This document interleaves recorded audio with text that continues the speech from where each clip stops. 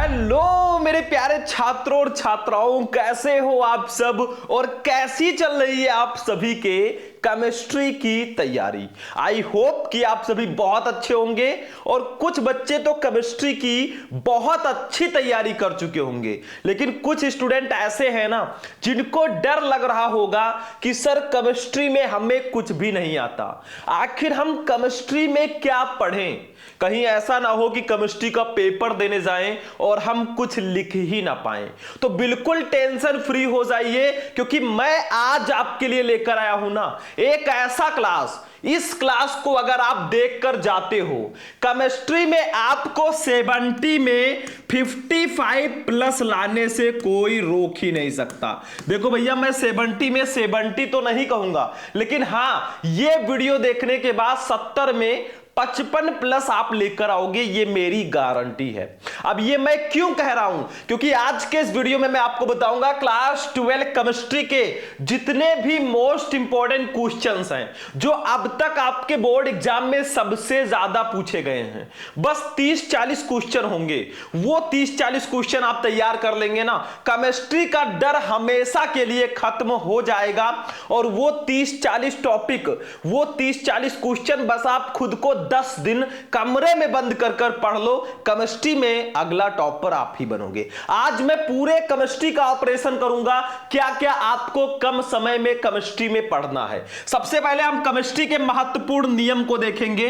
देखो, कौन कहता है कि केमिस्ट्री में 100% फिक्स टॉपिक नहीं होते? कौन कहता है भाई? बहुत सारे ऐसे टॉपिक हैं जो बार बार रिपीट होते हैं, बस आपको वो पता नहीं है, बार बार वो बोर्ड एग्जाम में आते हैं, लेकिन आपके अंदर जानकारी नहीं है कि कौन सा क्वेश्चन सबसे इंपॉर्टेंट है। वो सब मैं अपने 5 साल के एक्सपीरियंस से ढूंढ कर लेकर आया हूं। आप प्रीवियस ईयर पेपर को उठाकर देख लेना, इसमें से क्वेश्चन नहीं आए ना तो वीडियो को डिसलाइक करके चले जाना, ठीक है। उसके बाद देखिए, महत्वपूर्ण न्यूमेरिकल कहां से आते हैं वो भी मैं आपको बताऊंगा, किस टॉपिक के आएंगे वो भी मैं आपको बताऊंगा। फिर परीक्षण जो होती है, मतलब परीक्षण जो होता है और अभिक्रियाएं जो होती हैं। परीक्षण का मतलब जैसे ल्यूकास परीक्षण, टालन परीक्षण, ऐसे ही बहुत सारे परीक्षण हैं जिसको बहुत सारे बच्चे अवॉइड कर देते हैं। और अभिक्रियाएं हमारी आती हैं बहुत सारी, 3 टाइप की अभिक्रियाएं हैं, वो भी मैं इसी वीडियो में बताऊंगा। पूरा केमिस्ट्री में क्या क्या पढ़ना है, प्रयोगशाला विधि कौन सी पढ़नी है, महत्वपूर्ण परिभाषाओं में कौन कौन से टॉपिक हैं, सब कुछ मैं इस वीडियो में बताने वाला हूं।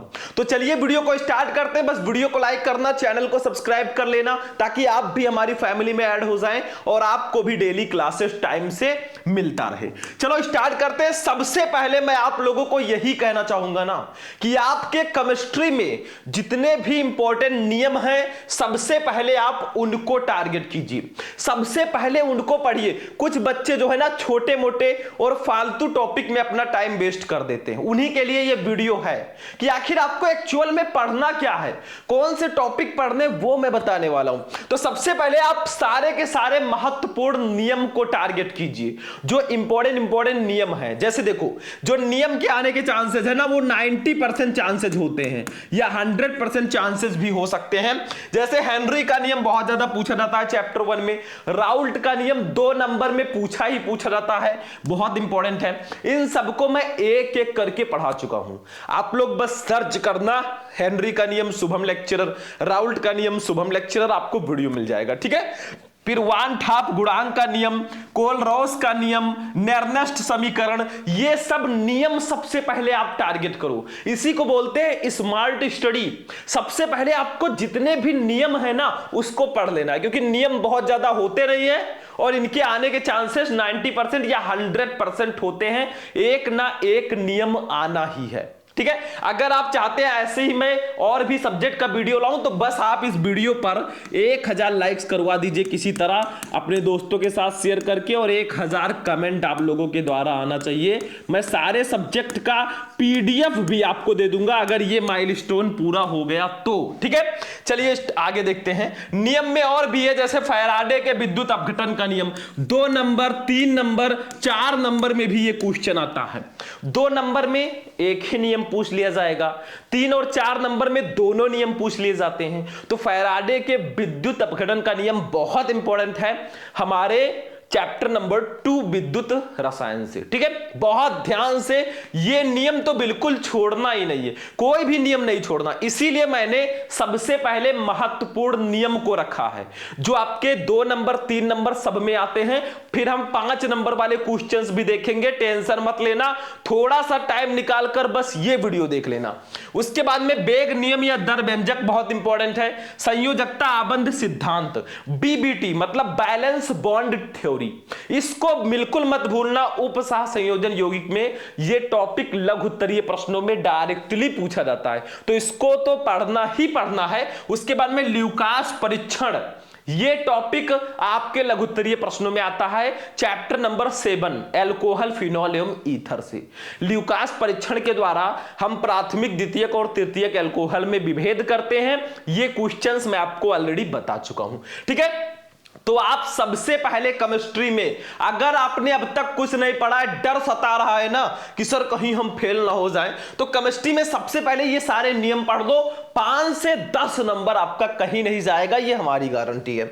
उसके बाद में चलो बच्चों आगे बढ़ते हैं। अब हम बात करते हैं महत्वपूर्ण न्यूमेरिकल्स की। देखो केमिस्ट्री में अगर देखा जाए तो न्यूमेरिकल ज्यादा, कम से कम 10 से 15 नंबर के तो आएंगे ही, और 15 से 20 नंबर के भी कभी कभी पूछ लिए जाते हैं।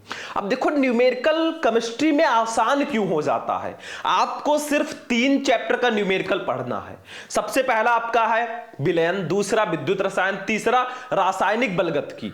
बस इन्हीं 3 चैप्टर का सारा न्यूमेरिकल पढ़ लो। ठीक है, बाकी 1-2 चैप्टर में न्यूमेरिकल हो सकते हैं, बाकी चैप्टर में न्यूमेरिकल है ही नहीं। तो इन 3 चैप्टर के जितने भी इंपॉर्टेंट न्यूमेरिकल हैं बस वही पढ़ लो भैया, आपका नंबर 100% फिक्स है, 10 से 15 नंबर। इसको पढ़ेंगे कैसे, आप इसके जितने भी इंपॉर्टेंट फॉर्मूले हैं सबकी एक शीट बना लो, सारे फॉर्मूले आपको याद होने चाहिए। जैसे देखो चैप्टर 1 में मोलरता, मोललता, मोल प्रभाज, क्वथनांक में उन्नयन, हिमांक में अवनमन, इन 5 टॉपिक से रिलेटेड न्यूमेरिकल्स आते हैं। इन्हीं 5 टॉपिक से सबसे ज्यादा न्यूमेरिकल आते हैं, तो आप इन 5 के फॉर्मूले पढ़ लो। मैंने जब विलयन चैप्टर आपको पढ़ाया था पूरा चैप्टर एक वीडियो में, तब मैंने इन 5 टॉपिक को पढ़ाया था, फॉर्मूला भी बताया था। आप लोग सर्च करना solution full chapter Shubham lecturer, वही पूरा चैप्टर देख लो, ये सारे टॉपिक आपके क्लियर हैं विथ फॉर्मूला। ठीक है, टेंशन फ्री रहो बिल्कुल। उसके बाद में चैप्टर 2 में मोलर चालकता पढ़ लेना। चैप्टर 3 रासायनिक बलगतिकी में आप प्रथम कोटि की अपक्रिया के लिए वेग स्थिरांक का व्यंजक जो होता है ना अर्धायुकाल के पदों में, और जो बड़ा वाला वेग स्थिरांक का फॉर्मूला है। ठीक है, बस इतने टॉपिक के न्यूमेरिकल सबसे ज्यादा इंपॉर्टेंट है। टॉपिक और भी हो सकते हैं, जैसे फर्स्ट टॉपिक में परासरण दाब है, सेकंड टॉपिक में सेकंड चैप्टर में आपके और भी 1-2 न्यूमेरिकल हो सकते हैं, बाकी ये न्यूमेरिकल सबसे ज्यादा पूछे जाते हैं। तो आप chapter number 1, chapter number 2, chapter number 3, इन 3 चैप्टर के फॉर्मूले की एक सीट बना लो और बेफिक्र होकर पढ़ाई करो, टेंशन फ्री होकर। ठीक है, नंबर आपका फिक्स है। तो आपको न्यूमेरिकल्स की अगर बात करें तो आप अगर सर्च करोगे यूट्यूब पर solution chapter important numerical Shubham lecturer, आपको पूरा न्यूमेरिकल एक वीडियो में मिल जाएगा। रासायनिक बलगतिकी full chapter important numerical Shubham lecturer, उसका भी न्यूमेरिकल मिल जाएगा। कोई भी टॉपिक बचा ही नहीं जो मैंने ना पढ़ाया हो। ठीक है, चलते हैं महत्वपूर्ण परीक्षण पे। परीक्षण भी बहुत ज्यादा इंपॉर्टेंट है, जैसे ल्यूकास परीक्षण 3 से 4 नंबर में ये आता ही आता है। ठीक है, उसके बाद में फेहलिंग परीक्षण, टालन परीक्षण और मॉलिस परीक्षण, ये परीक्षण चारों पूछे जाते हैं। ढूंढ ढूंढ कर इन चारों परीक्षण को पढ़ लो, काम खत्म है।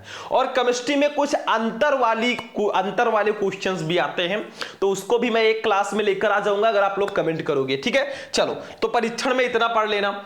महत्वपूर्ण अभिक्रिया, देखो बच्चों अभिक्रियाएं जो है ना 3 टाइप की होती है। सबसे पहला होता है नेम्ड रिएक्शन, जिनका नाम होता है, जैसे यहां पे आपको सारे नेम्ड रिएक्शन दिए गए हैं। दूसरी अभिक्रिया है क्या होता है, जब कैसे प्राप्त करोगे।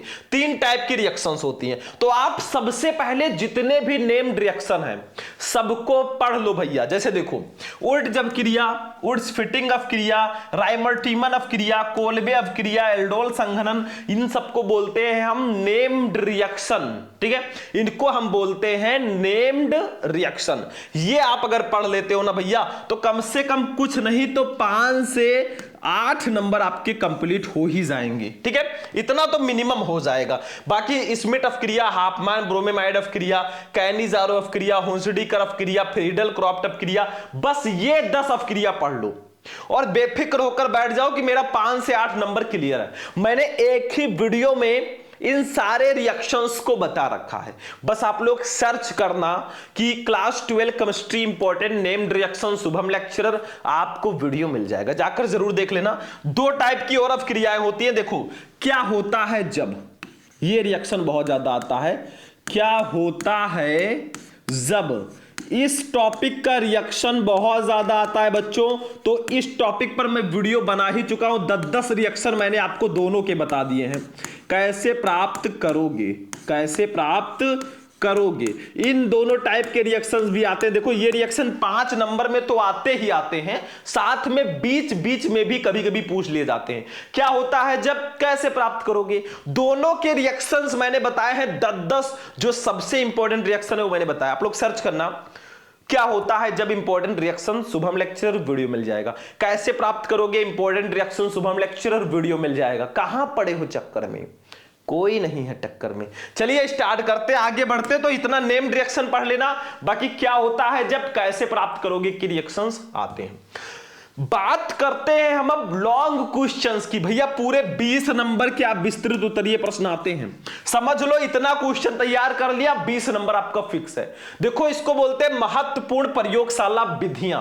प्रयोगशाला विधि हमारे लॉन्ग क्वेश्चन केमिस्ट्री में आता ही आता है। जैसे देखो क्लोरोफॉर्म बनाने की प्रयोगशाला विधि, CHCl3 क्लोरोफॉर्म कैसे बनाओगे। डाई एथिल ईथर बनाने की प्रयोगशाला विधि, C2H5O C2H5 इसको कैसे बनाओगे। एथिल अल्कोहल बनाने की प्रयोगशाला विधि, C2H5OH, ये सब फॉर्मूला आप याद रखिएगा। एसीटोन बनाने की प्रयोगशाला विधि और एथिलेमिन बनाने की प्रयोगशाला विधि, C2H5NH2।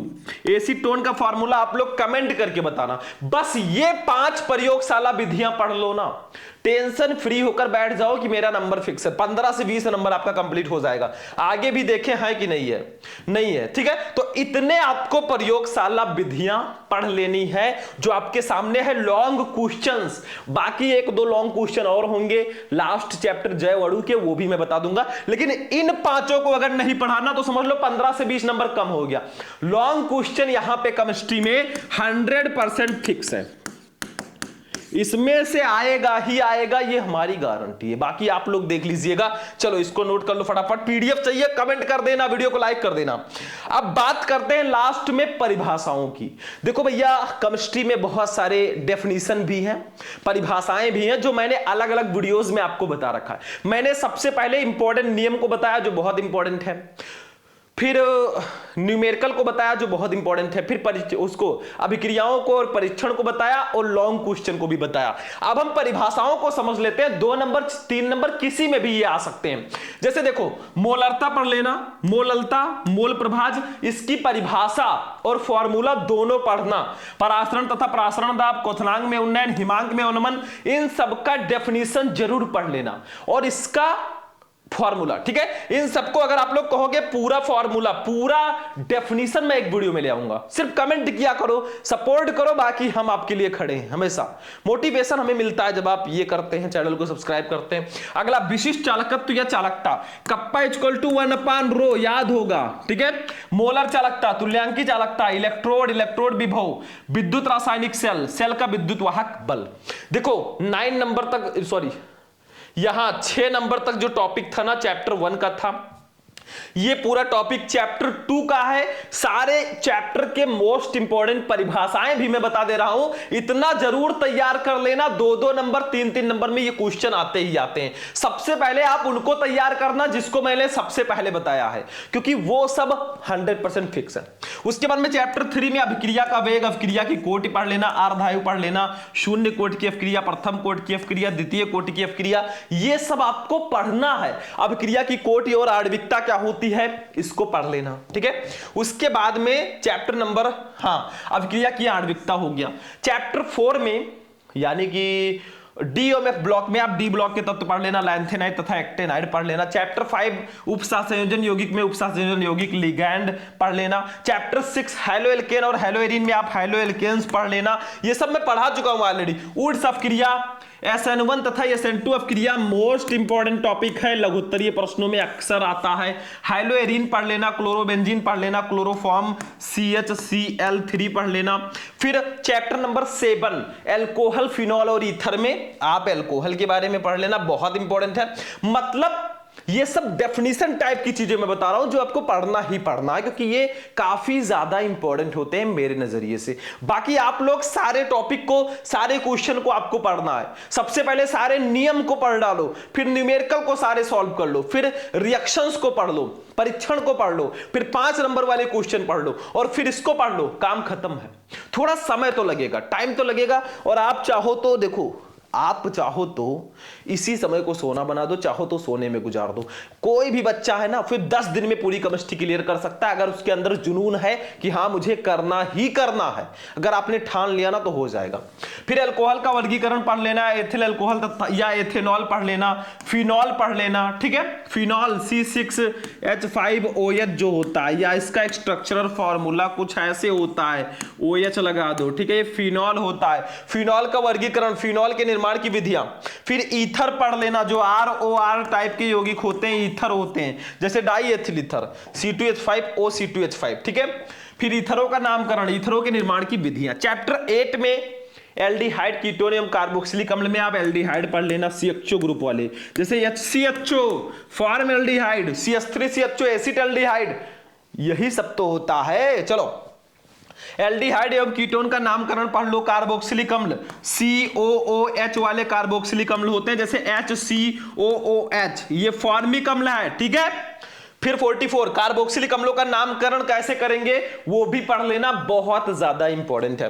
फिर स्मिट अपक्रिया पढ़ लेना, ठीक है। उसके बाद में आते हैं चैप्टर नंबर, हाँ अभी नाइट्रो यौगिक पढ़ लो, फॉर्मिक अम्ल पढ़ लो। फिर चैप्टर 9 एमीन में आप नाइट्रोबेंजीन पढ़ लो, डाइएजोनियम लवण पढ़ लो, एमिनो अम्ल पढ़ लो। चैप्टर 10 जैव अणु में आप प्रोटीन पढ़ लेना, ठीक है।